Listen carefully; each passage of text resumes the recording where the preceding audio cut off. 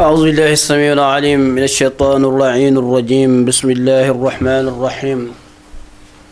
سبحانك لا علم لنا إلا ما علمتنا إنك أنت العليم الحكيم.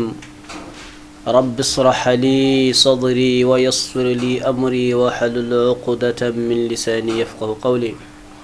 ثم الصلاة والسلام على أشرف الأنبياء والمرسلين نبينا محمد وعلى آله الطيبين الطاهرين وتقبل شفاعته من أمته ورفع درجاته صلى الله عليه وسلم.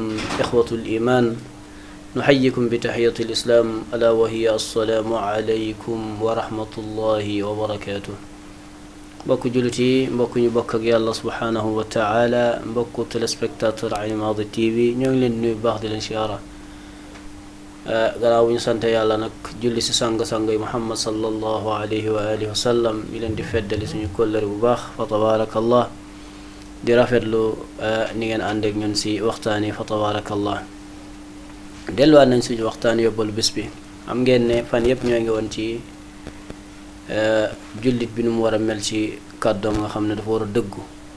yonent bi alayhi salaatu wassalaam dañu jàngal ne muy wax ne inna sidqa yahdi ila al birri. yonent bi sallallahu alayhi wa sallam dañu jox ay conseil ne maa ngi leen di conseiller ngeen dëggu, ndax dëggu day yóbbu nit ki ci baax, te baax du bàyyi nit ki ba dugal ko aljanna.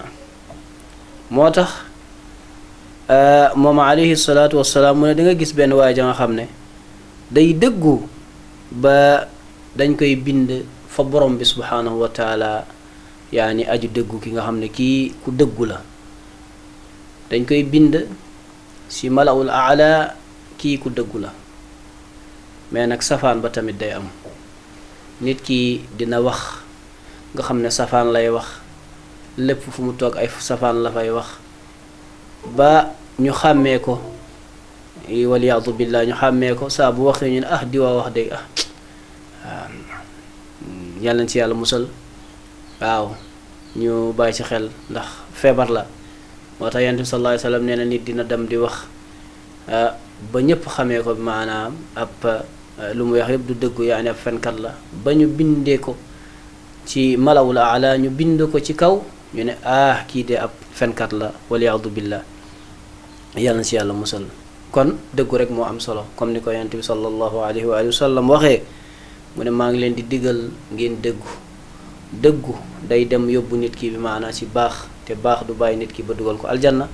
noonu la tamit safaan bi di ngay wax loo xam ne lu amut la, nga mu daal di lay yóbbee fa nga xam ne ci ay caaxaan, te caaxaan du la bàyyi ba keroog mu daal di lay dugal safara, waliyaadu billah, yàlla nañ ci yàlla musal. kon yegg nañ fi ñu war a yekkatee suñu jotaay. lépp lu si jub si borom bi subhanahu wa taala la, lépp la nga xam ne dëgg nga na ngeen xam matadi doomu aadama la. li ñu bëggoon rek mooy in uridu illa lislaaha ma stataatum wa ma tawfiqi illa billah. wassalaamu alaykum wa rahmatullahi wa barakatuh.